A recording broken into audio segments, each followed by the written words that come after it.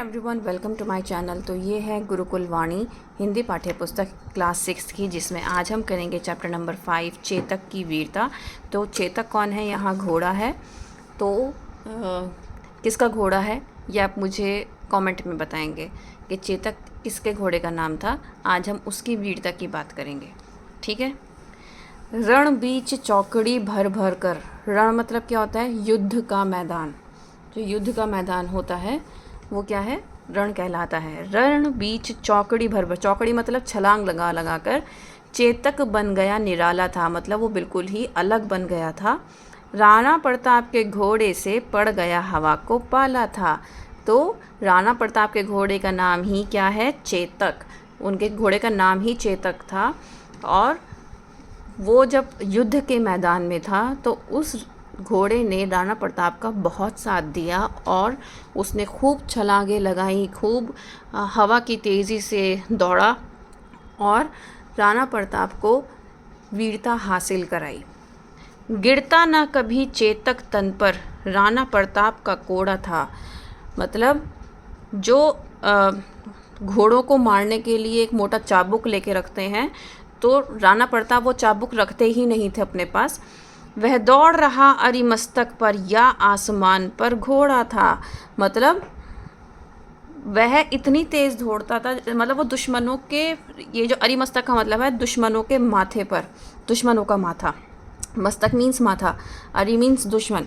तो दुश्मनों के माथे पर वह आसमान पर घोड़ा था या आसमान पर घोड़ा था। मतलब वो इतनी तेज़ी से दौड़ रहा था कि यही नहीं पता चल रहा था कि वो दौड़ कहाँ रहा है, आसमान में दौड़ रहा है या फिर ज़मीन पर है, क्योंकि वो दुश्मनों के बीच बहुत तेज़ी के साथ दौड़ रहा था और राणा प्रताप क्या कर रहे थे? लड़ाई लड़ रहे थे।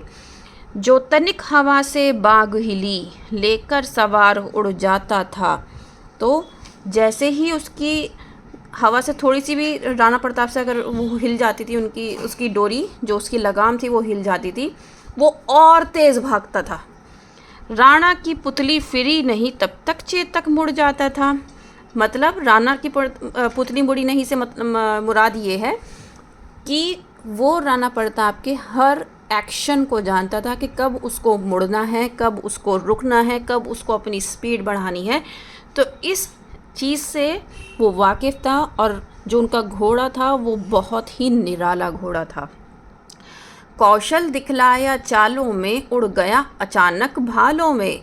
मतलब उसने अपने चाल में ऐसा कौशल दिखाया कि जब बहुत सारे जो दुश्मन थे वो भाला और तलवार लेकर उनकी तरफ आ रहे थे, तो वहाँ से उसने अचानक भालों के बीच में इतनी ज़बरदस्त छलांग लगाई कि वहाँ से वो उड़ता हुआ नज़र आया, वरना घोड़ा उड़ नहीं सकता। तो यहाँ पर भी क्या है? अतिशयोक्ति का यूज़ किया गया है।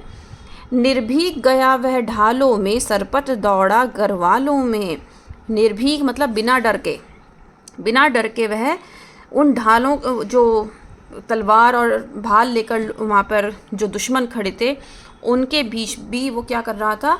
उन तलवारों के बीच भी वो सरपट दौड़ रहा था। है यहीं रहा अब यहाँ नहीं, यह यहीं रहा है यहाँ नहीं। मतलब वहाँ पे जो उसके दुश्मन थे वो कहते थे अरे अभी तो यहीं था, अब वहाँ चला गया। मतलब वो खुद कंफ्यूज है, उसने दुश्मनों को इतना कंफ्यूज कर दिया उस घोड़े ने कि वो हवा की तेज़ी से, वो हवा के से बातें करता हुआ, जैसे कहते हैं ना कि हवा से बातें करना, हवा से बातें करने का मतलब होता है कि हवा की जो स्पीड होती है वो बहुत तेज़ होती है। उसी प्रकार वो इतना तेज़ दौड़ता था कि दुश्मन समझ ही नहीं पाते थे कि वो कहाँ गया है। मिनटों में, सेकंडों में वो क्या करता था? वो वहाँ से दौड़ के निकल जाता था और राणा प्रताप को बचा लेता था।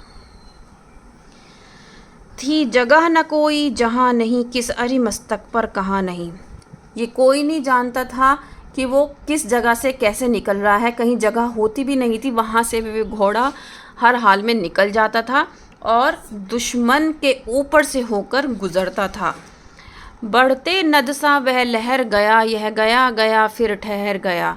बढ़ते नद सा मतलब जैसे नदी की लहरें होती हैं, वो उठती हैं फिर रुकती हैं फिर बहती हैं, तो उसी प्रकार क्या हुआ? वो भी इसी प्रकार दौड़ रहा था। वो इतनी तेज़ी से दौड़ता था कि लोग उसे देख ही नहीं पाते थे। नीचे लोग खड़े हैं, वो उनके ऊपर से छलांग लगाकर कूद जाता था। विकराल वज्र में बादल सा अरीक की सेना पर गहर गया।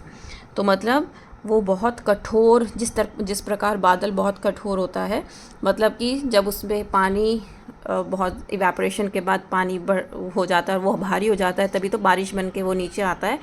तो उससे इसकी तुलना की गई है घोड़े की कि वो उस मैदान के जंग में वो इतना कठोर बन गया था कि उसके ऊपर तलवार का, किसी भी चीज़ का कोई असर नहीं था। बस उसे किसी भी तरह वो जो उनका जंग का मैदान था उसमें राजा को जिताना था, हर हाल में राणा प्रताप को जिताना था, और वो इसीलिए दुश्मनों की सेना पर टूट पड़ा। भाला गिर गया गिरा निशंग, है टापों से खन गया अंग। तो मतलब वो इतनी तेज़ दौड़ता था कि जो उनके दुश्मन थे उनके भाले गिर गए, तलवारें गिर गईं, और घोड़ों के पैरों की आवाज़ से पूरा जो वहाँ का जो उनका जंग का मैदान था वो गूंज उठा। बैरी समाज रह गया दंग, घोड़े का ऐसा देख रंग। तो बैरी समाज मतलब वो समाज जहाँ पर ये, जिनके साथ ये जंग चल रही थी, वो दंग रह गए कि इस प्रकार का भी कोई घोड़ा हो सकता है जो कि अपने राजा को जिताने के लिए हर तरह की मुश्किलों का सामना करने को तैयार है। उसने किस तरह की मुश्किलों का सामना किया? उसने ना ही तलवार देखी, ना ही उसने भाले देखे, वो बस दौड़ा और सरपट दौड़ा, और इस तरीके से दौड़ा कि उसको बस ये था कि राजा को उसको जीत दिलानी है। राजा क्योंकि चाबुक भी इस्तेमाल नहीं करते थे, जैसे ही उसका जो लगाम ढीली होती थी वैसे ही वो अपनी स्पीड को खुद इंक्रीज़ कर लेता था। मतलब राजा के इशारों को वो समझता था, इसीलिए राजा को कभी भी किसी भी चाबुक का इस्तेमाल करने की ज़रूरत नहीं पड़ी। तो आप समझ सकते हैं कि जो चेतक घोड़ा था ये कितना ज़्यादा वीर था, कितना ज़्यादा समझदार घोड़ा था, और ये था राणा प्रताप सिंह का घोड़ा, है ना, राणा प्रताप का। तो ये बहुत फेमस स्टोरी भी है। अगर आप राणा प्रताप की स्टोरी सुनोगे तो आपको बहुत ज़्यादा आइडिया मिलेगा कि राणा प्रताप की स्टोरी में इस घोड़े का ज़िक्र हमेशा आता है। इसीलिए जो कविता है ये इस घोड़े की वीरता पर लिखी गई है कि किस प्रकार इस घोड़े ने किसी भी मतलब एक होता है ना, जब इंसान किसी की मदद करता है तो उसके दिल में चाह होती है कि जब मुझे ज़रूरत पड़ेगी तो सामने वाला भी मेरी मदद करेगा। लेकिन घोड़े की ऐसी कोई चाहत नहीं थी। उसके क्या था, वो सिर्फ अपनी वफ़ादारी निभा रहा था, जो राजा के साथ उसकी वफ़ादारी थी, और इसीलिए वो राजा को इस जंग में जिताने के लिए पूरा दिल से लगा हुआ था। उम्मीद करती हूँ कि ये चैप्टर आपको समझ में आया होगा, ये कविता समझ में आई होगी। इस कविता के जो शीर्षक हैं वो हैं श्याम नारायण पांडे, जिन्होंने लिखी है, सॉरी शीर्षक नहीं, जिन्होंने लिखी है। तो आपको ये पता होना बहुत ज़रूरी है। So will meet again in next video. Bye.